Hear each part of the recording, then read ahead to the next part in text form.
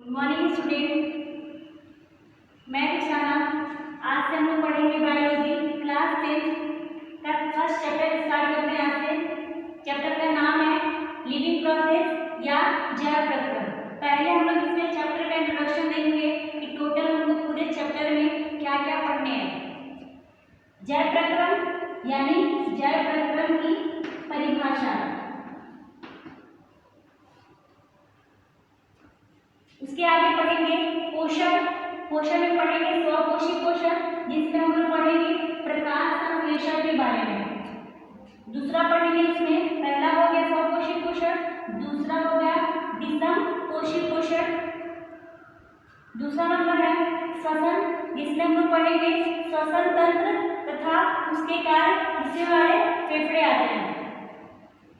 तीसरा है विसरण, जिसमें हम लोग पढ़ेंगे यूनिसेलुलर ऑर्गेनिज्म यानी एक कोशिकीय जीवों में विसरण कैसे होता है।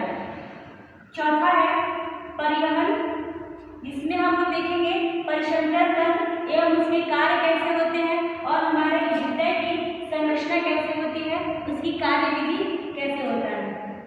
पांचवा है उत्सर्जन। उत्सर्जन में हम लोग देखेंगे उत्सर्जन तंत्र और उसके कार्य और वृक्क की संरचना। जैव प्रक्रम का डेफिनेशन, पोषण और इसके प्रकार। इसमें हम लोग पिछले वीडियो में पढ़े थे कि आपके लेसन फर्स्ट जैव प्रक्रम में क्या क्या पढ़ना है। पूरे लेसन में देखते हैं जैव प्रक्रम का परिभाषा। अनुरक्षण कार्य में भाग लेने वाले सभी प्रक्रमों को सम्मिलित रूप से जैव प्रक्रम कहते हैं। एक बार फिर देखेंगे, अनुरक्षण कार्य में भाग लेने वाले सभी प्रक्रमों को सम्मिलित रूप से जैव प्रक्रम कहते हैं। जैव प्रक्रम निम्न रूप के होते हैं, जैसे आपका पोषण हो गया, श्वसन हो गया, परिवहन हो गया, उत्सर्जन हो गया, विसरण है। पहला हम लोग देखते हैं पोषण या न्यूट्रिशन। भोजन ग्रहण करने से लेकर पाचन और शोषण, कोशिकाओं तक परिवहन, ऊर्जा उत्पादन में इनका उपयोग, स्वांगीकरण तथा भविष्य के लिए शरीर में इन पदार्थों के संचय होने तक की संपूर्ण क्रियाओं को पोषण कहते हैं। एक बार फिर देखेंगे, पोषण भोजन ग्रहण करने से लेकर पाचन और शोषण, कोशिकाओं तक परिवहन, ऊर्जा उत्पादन में इनका उपयोग, स्वांगीकरण तथा भविष्य के लिए शरीर में इन पदार्थों के संचय होने तक की संपूर्ण क्रियाओं को पोषण या न्यूट्रिशन कहते हैं। अब देखते हैं कि पोषण कितने तरह के होते हैं। पोषण दो प्रकार के होते हैं, स्वपोषी पोषण और विषम पोषी पोषण। पहले देखते हैं कि स्वपोषी क्या होता है। स्वपोषी पोषण में आपके कुछ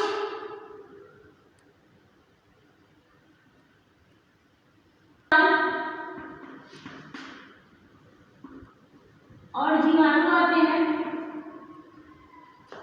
जो सूर्य के प्रकाश की उपस्थिति में क्लोरोफिल यानी पर्णहरित की उपस्थिति में कार्बन डाइऑक्साइड और जल लेकर कार्बोहाइड्रेट यानी सरल शर्करा बनाते हैं।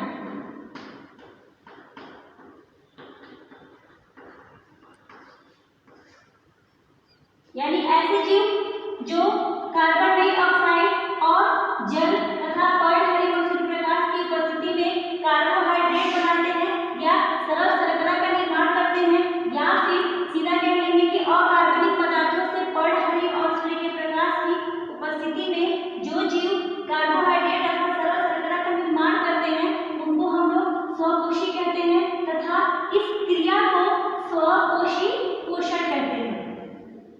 दूसरा देखते हैं विषम पोषी या हेटेरोट्रॉपिक न्यूट्रिशन। विषम पोषी में देखते हैं कि ऐसे जीव जो प्लांट या हरे पौधों पे निर्भर होते हैं, यानी वे अपना भोजन खुद तैयार नहीं कर सकते, वे दूसरों पर निर्भर होते हैं, उनको हम लोग विषम पोषी कहते हैं। और तथा विषम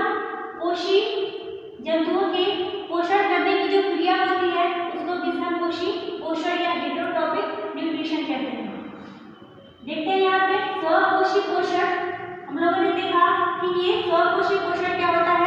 अब देखते हैं कि स्वकोशी पोषण कितने तरह का होता है। स्वकोशी पोषण 2 तरह का होता है, प्रकाश संश्लेषी पोषण, दूसरा होता है रसायन संश्लेषी पोषण।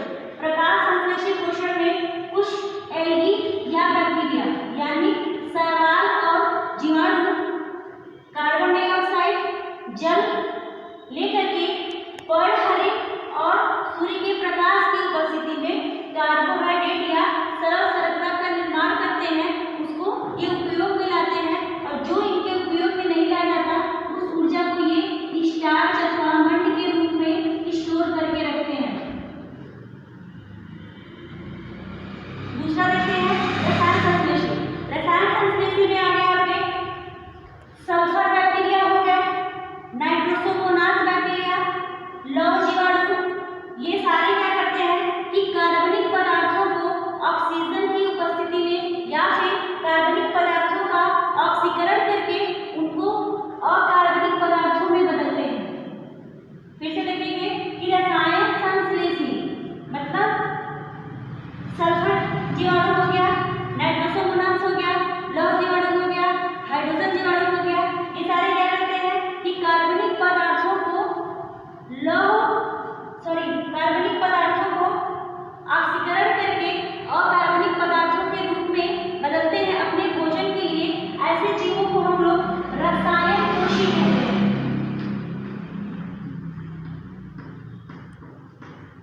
ऐसे जीवों को हम लोग रसायन कोशी कहते हैं।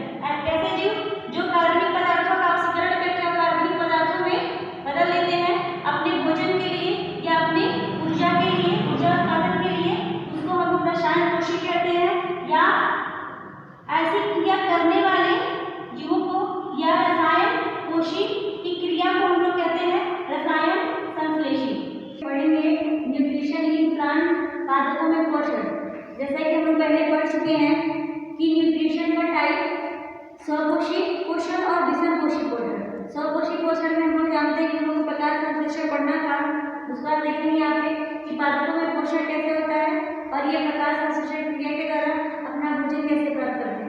पहले तो ये देखेंगे कि कार्बोहाइड्रेट पौधे अपनी ऊर्जा के लिए उपयोग करते हैं या फिर कार्बोहाइड्रेट का प्रयोग पौधों में ऊर्जा प्रदान करने के लिए होता है, और जो एक्स्ट्रा कार्बोहाइड्रेट होता है उसको मंड के रूप में पौधों के अंदर संचित कर लिया जाता है। जीव सारे पौधों पर डिपेंड होते हैं अपने भोजन के लिए। तो जीवों में जो कार्बोहाइड्रेट का उपयोग होता है या जीव जो कार्बोहाइड्रेट भोजन के रूप में लेते हैं वो ऊर्जा के लिए लेते हैं, और जीवों में जो संचित होता है कार्बोहाइड्रेट वो ग्लाइकोजन के रूप में होता है, जिसका उपयोग भूख लगने पर भोजन के लिए जिसका उपयोग ग्लाइकोजन के लिए भूख लगने पर ऊर्जा के लिए करते हैं। प्रकाश संश्लेषण देखेंगे तो फोटोसिंथेसिस या प्रकाश संश्लेषण, इसका डेफिनेशन है प्रकाश संश्लेषण वह उपचारित क्रिया है जिसके द्वारा हरे पौधे अकार्बनिक सरल यौगिकों जल तथा कार्बन डाइऑक्साइड को प्रकाशीय ऊर्जा के द्वारा कार्बोहाइड्रेट के रूप में बदल देते हैं, या फिर हरे पौधों के द्वारा अवशोषित जल कार्बन डाइऑक्साइड के द्वारा प्रकाश की उपस्थिति में और क्लोरोफिल की उपस्थिति में ग्लूकोज अथवा कार्बोहाइड्रेट का निर्माण करते हैं, जल और ऑक्सीजन का भी निर्माण करते हैं। रिएक्शन देखेंगे, कार्बन डाइऑक्साइड जल दोनों के द्वारा सूर्य के प्रकाश की उपस्थिति में और पर्णहरित की उपस्थिति में हरे पौधे ग्लूकोज जल और ऑक्सीजन का निर्माण करते हैं। इसमें ये जो रिएक्शन होता है पूरा फोटोसिंथेसिस का, यह एक ऑक्सीकरण अभिक्रिया है जिसमें कार्बन डाइऑक्साइड का हाइड्रोजन के द्वारा अपचयन किया जाता है, यानी हाइड्रोजन के द्वारा कार्बन डाइऑक्साइड को अपचयित करके ग्लूकोज या कार्बोहाइड्रेट के रूप में बदला जाता है, जो यहाँ पे बन रहा है। प्रकाश संश्लेषण की क्रिया में अभिक्रिया में दो मुख्य भाग होते हैं, एक होता है प्रकाशीय, दूसरा होता है अप्रकाशीय। प्रकाशीय में प्रकाश की जरूरत पड़ती है और अप्रकाशीय क्रियाएं बिना प्रकाश की होती हैं।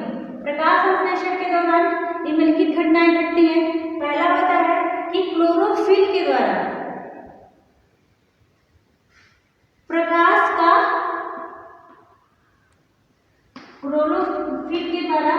वर्ड हरित के द्वारा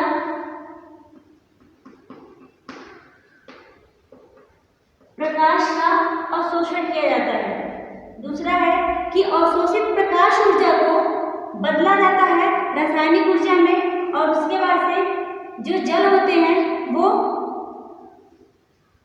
हाइड्रोजन और ऑक्सीजन के रूप में अलग हो जाते हैं। उसके बाद से हाइड्रोजन के द्वारा कार्बन डाइऑक्साइड गैस को कार्बोहाइड्रेट में अपचयन अभिक्रिया के द्वारा बदला जाता है।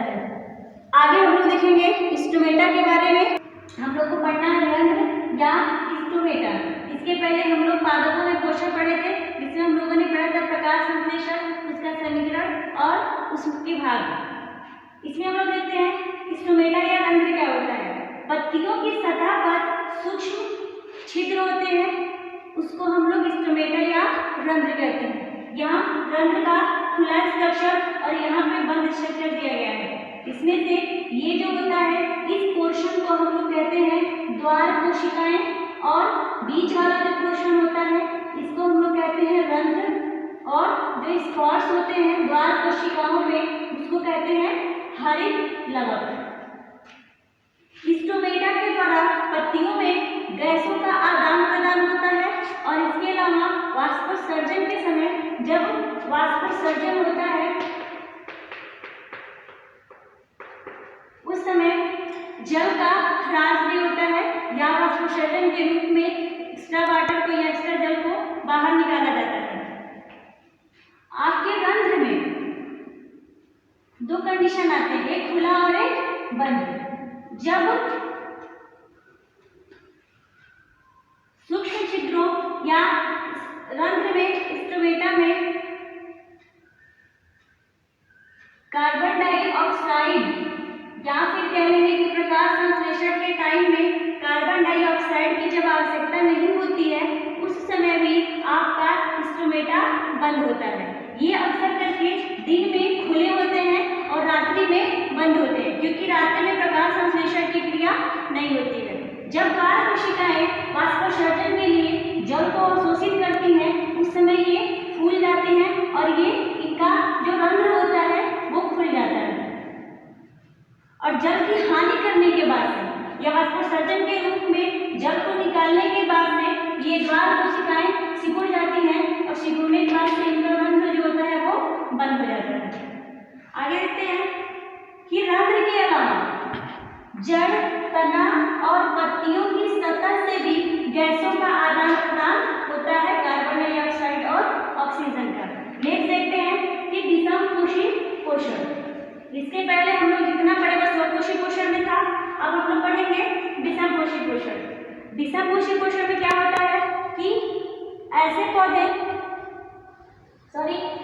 विषमपोषी पोषण में देखेंगे फिर से कि हरे पौधों को छोड़कर सभी जीव जंतु जो अपना भोजन स्वयं नहीं बना सकते वे दूसरों पर निर्भर होते हैं, उनको हम लोग विषमपोषी पोषण कहते हैं या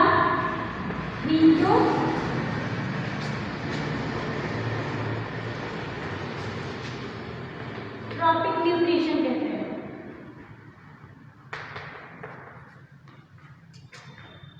इनमें सभी जीवों के भोजन लेने की प्रक्रिया अलग अलग होती है, जैसे कुछ शाकाहारी होते हैं, कुछ मांसाहारी होते हैं, कुछ सर्वाहारी होते हैं। जैसे इसमें मशरूम है, ईस्ट है, इनको देखेंगे कि कुछ पौधे या कवक जो होते हैं वो अपना भोजन सड़े गले पदार्थों पर लेते हैं, इनको हम लोग मृतोपजीवी कहते हैं। कुछ अन्य जीवाणु भी होते हैं या कुछ अन्य पौधे जंतु जो परजीवी होते हैं, यानी ये जीवित पौधों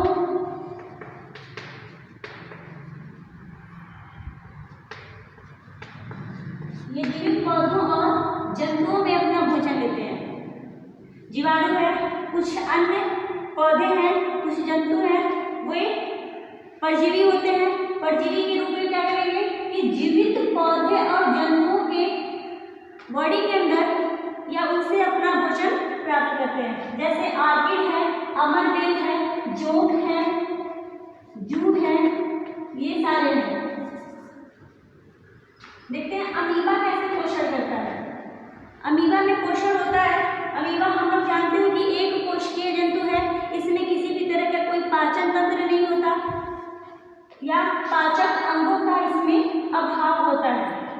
और अमीबा का आकार हम लोग जानते हैं कि बदलता रहता है। इसका आकार बदलते रहने से इसमें ये आवश्यकता पड़ने पर या भोजन लेने के लिए अपने पादाप का उपयोग या प्रयोग करता है।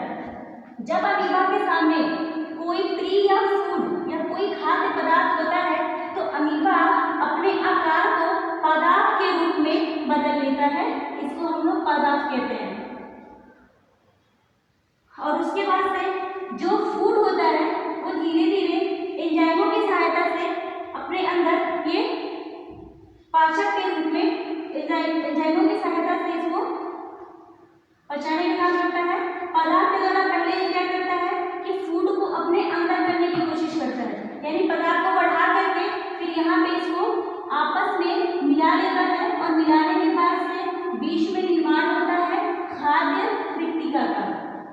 ये खाद्य रिक्तिका के बीच में जो इसका खाद्य कण होता है वो आ जाता है। चौथे स्टेप में क्या होता है कि ये खाद्य कण इस अमीबा के बॉडी के अंदर चला जाता है।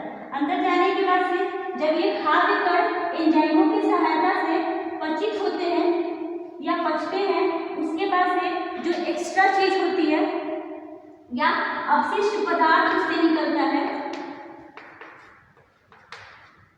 उस अवशिष्ट पदार्थ को अमीबा अपने बॉडी की सतह से उत्सर्जन के रूप में बाहर निकाल लेता है। क्योंकि एक कोशिकीय जंतु है, इसमें स्पेशल कोई भी विशिष्ट पाचक अंग या फिर उत्सर्जन अंग नहीं होते हैं, तो अपने भोजन के लिए या अपने उत्सर्जन के लिए अपने इन्हीं बॉडी का या अपने इन्हीं अंगों का ये इस्तेमाल करता है। फर्स्ट में लिविंग प्रोसेस, जिसमें हम लोग को पढ़ना है टॉपिक मनुष्यों में पोषण। ये आपके लेसन फर्स्ट का 5वां वीडियो है। मनुष्य के पोषण में सबसे पहले हम लोग पढ़ेंगे पाचन तंत्र का फिगर।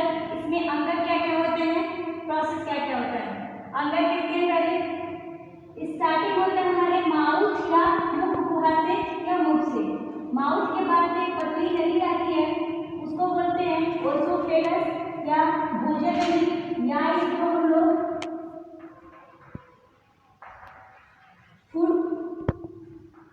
फूड पाइप भी बोलते हैं, या फिर इसको ग्रसिका के भी नाम से जाना जाता है। ओसोफेगस, भोजन नली, ग्रसिका और फूड पाइप। ओसोफेगस के जस्ट नीचे एक चौड़ा स्ट्रक्चर पाया जाता है जिसको हम लोग बोलते हैं आमाशय या स्टोमक। स्टोमक के जस्ट आगे होता है ड्यूडेनम और ग्रहणी, जिसका आकार सी आकार का होता है। इसके अंदर की तरफ अग्नाशय होता है, जिसकी संरचना पत्ती और लीफ की तरह होती है। अग्नाशय जुड़ा होता है, ये ओपन होता है, खुलता है आपकी ग्रहणी या ड्यूडेनम में।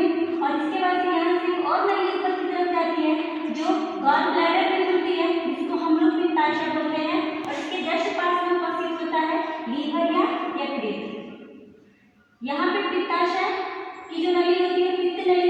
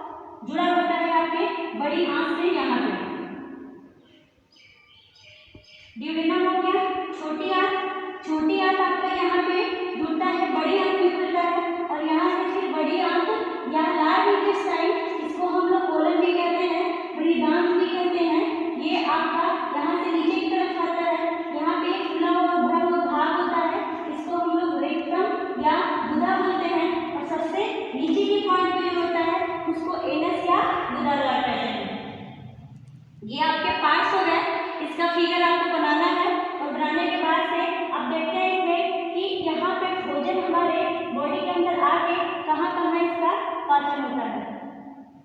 पहले देखते हैं मनुष्यों में पाचन तथा अवशोषण तंत्र के विभिन्न चरण। इसमें 4 चरण होते हैं। पहला होगा भोजन अंतर्ग्रहण, जो हम लोग भोजन करते हैं। दूसरा है भोजन का पाचन या डाइजेशन ऑफ फूड। तीसरा है पचे हुए भोजन का अवशोषण। चौथा है बहिक्षेपण या इजेशन। पहला देखेंगे कि भोजन अंतर्ग्रहण क्या होता है। जब हम लोग अपने मुंह में भोजन लेते हैं तो भोजन लेने के टाइम जो हमारे टीथ होते हैं या दांत होते हैं वो भोजन को छोटे छोटे टुकड़े करते हैं और जीभ का काम क्या होता है कि दांत के द्वारा छोटे छोटे टुकड़ों को, भोजन के छोटे छोटे टुकड़ों को लार में मिलाने का काम करता है। हमारे माउथ में लार ग्रंथि पाई जाती है और वो लार निकल के हमारे फूड को मिक्स करने का काम करता है। लार में पाया जाता है टाइलिन एंजाइम, जिसको हम लोग पाचक एंजाइम के नाम से जानते हैं।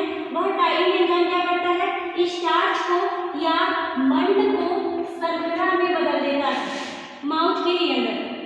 यानी टाइलिन एंजाइम स्टार्च या मंड को शर्करा में बदल देता है और इसके बाद से तब फूड या भोजन हमारी ब्रास नली और ग्रसिका से होते हुए हमारे आमाशय में जाता है।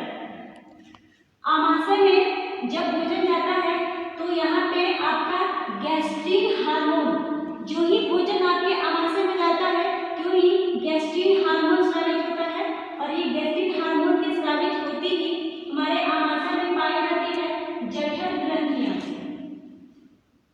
इन जठर ग्रंथियों से स्रावित होता है जठर रस और जठर रस में उपस्थित होता है पेप्सिन, रेनिन और एसियल।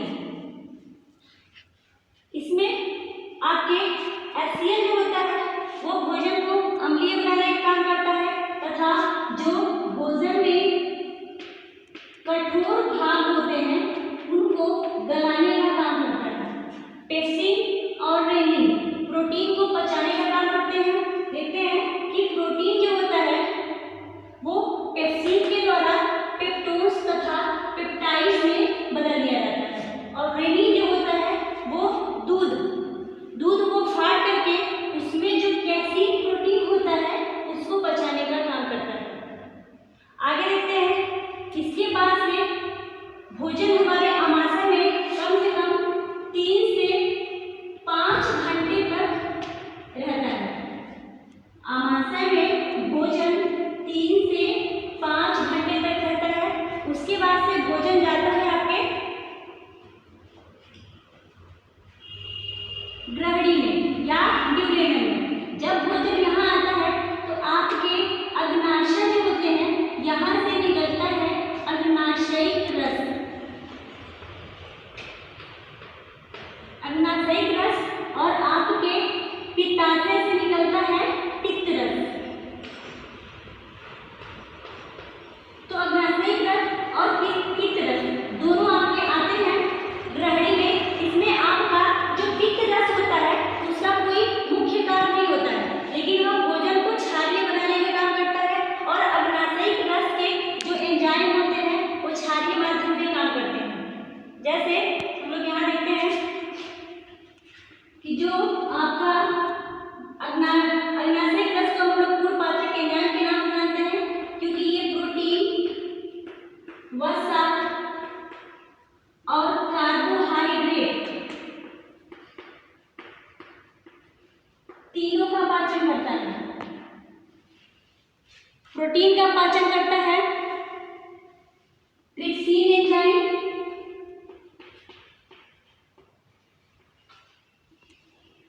वसा का पाचन करता है लाइपेज एंजाइम और कार्बोहाइड्रेट का पाचन करता है एमाइलेज।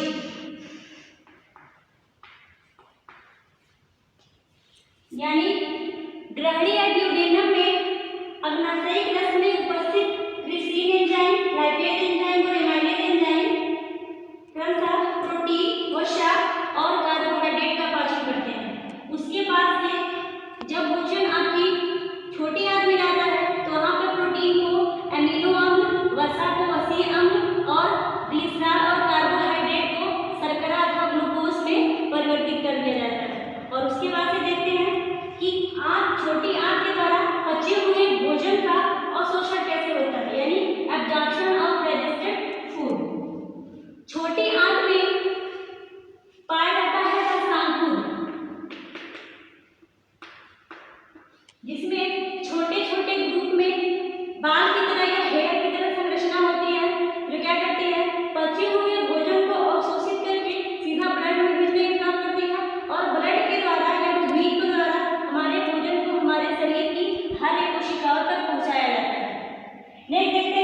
बहिक्षेपण, जो हमारा भोजन पचने के बाद से छोटी आंत से भोजन जाता है बड़ी आंत में, और बड़ी आंत में भोजन जाने के बाद से वहाँ किसी तरह का कोई पाचन नहीं होता, बस कुछ खनिज लवणों का अवशोषण होता है, और वहाँ पे वो जो अपशिष्ट पदार्थ होता है वो थोड़ा सा ठोस अवस्था में आ जाता है, और उसके बाद से फिर इसको एनस या गुदा द्वार के द्वारा अपशिष्ट पदार्थ के रूप में शरीर के बाहर निकाल दिया जाता है।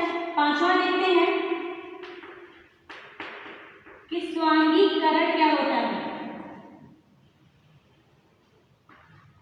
स्वांगीकरण में होता है कि अवशोषित जो आपके स्मॉल इंटेस्टाइन में रसांकुर के द्वारा अवशोषित जो भोज्य पदार्थ होता है, यानी इसका डेफिनेशन है अवशोषित भोज्य पदार्थों का रुधिर के द्वारा कोशिका द्रव्य तक पहुंचाने तथा जीव द्रव्य के निर्माण की जो क्रिया होती है उसको बोलते हैं स्वांगीकरण। इसके आगे हम